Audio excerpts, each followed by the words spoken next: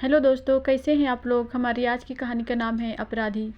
सुनो, आजकल तबीयत कुछ ठीक नहीं लग रही। पेट में थोड़ा थोड़ा दर्द रहता है। कोई पेन किलर खा लो, आराम मिल जाएगा।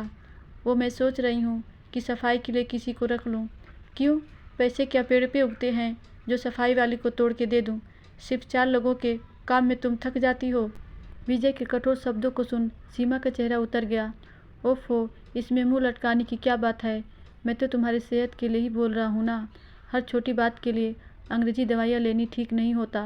और घर के कामों को करने से तुम्हारा सेहत भी ठीक रहेगी। और काम वालियों को देने वाले जो पैसे बचेंगे वो बच्चों की पढ़ाई के काम ही आएंगे। पिछले 15 सालों से यही सब देख सुन रही थी सीमा।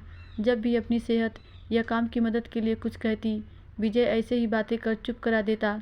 इस बार भी विजय ने अपनी चालाकी दिखा सीमा को चुप करवा दिया। सीमा और विजय की शादी को 15 साल होने को आए थे।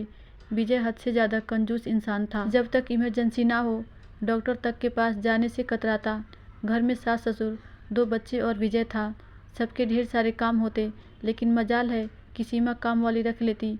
हर बार उसे उसके कर्तव्य सास ससुर और पति याद दिलाते रहते, लेकिन खुद के क्या कर्तव्य थे इसका उनको तनिक भी आभास नहीं था। सुबह से शाम हो जाती घर वालों की फरमाइशें पूरी करते करते। दोनों बच्चे भी समझदार हो रहे थे।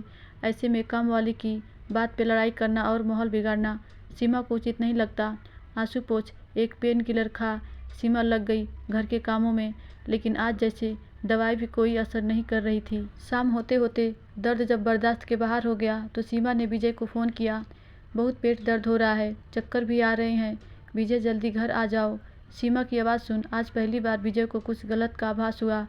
आनन फानन में सीमा को एडमिट किया गया। सारे टेस्ट के बाद डॉक्टर ने बताया 2nd स्टेज लीवर कैंसर है। विजय वहीं सर पकड़ के बैठ गया। डॉक्टर के शब्द कानों में गूंज रहे थे। बहुत देर कर दिया आपने, सही समय पे आते तो इलाज आसान होता। अब तो कीमो ही करवाना पड़ेगा। घर में कोहराम मच गया।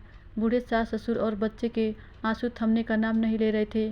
आज सबको अपनी गलतियां दिख रही थी। जब पूरा परिवार टीवी देखता और सीमा घर काम, मजाल थी कि कोई मदद का हाथ बढ़ाता।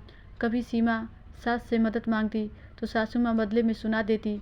एक हम थे जो अपनी सास को हाथ में सब देते थे, और एक मेरी बहू है।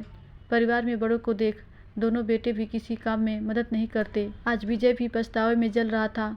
उसकी कंजूसी और लापरवाही ने आज सीमा की ये हालत कर दी थी। पिछले 1 साल से दर्द होता था सीमा को। हर बार एक पेन किलर खिला देता विजय। खाना पचना कम हो गया सीमा को तो विजय कहता थोड़ा घूमा करो, दिन भर बैठी रहती हो। सीमा का मुरझाया चेहरा जैसे विजय पे हंस रहा था। लो देख लो अपनी कंजूसी का नतीजा। अब संभालो अपने पैसे, अब तो पेन किलर की भी ज़रूरत नहीं पड़ेगी। रो पड़ता विजय आज। अपने हाथों उसने अपने परिवार को ख़त्म कर दिया था। सीमा का इलाज शुरू हुआ, लेकिन ईश्वर को कुछ और ही मंजूर था। हाई डोज दवाई और कीमो सीमा बर्दाश्त नहीं कर पाई और अनंत यात्रा पे निकल पड़ी अपने पीछे विजय और परिवार को छोड़। अब हर दिन विजय पछताता, काश सीमा की परेशानी समझी होती तो उसे यूं खोना ना पड़ता। अब सास भी काम करती और बच्चे भी। विजय भी शाम को अपनी माँ की मदद करता। एक मौन सा पसरा रहता और आंखों में सबकी नमी रहती, क्योंकि सब खुद को अपराधी मान रहे थे सीमा के। धन्यवाद दोस्तों, आशा करती हूँ ये छोटी सी कहानी आपको ज़रूर अच्छी लगी होगी।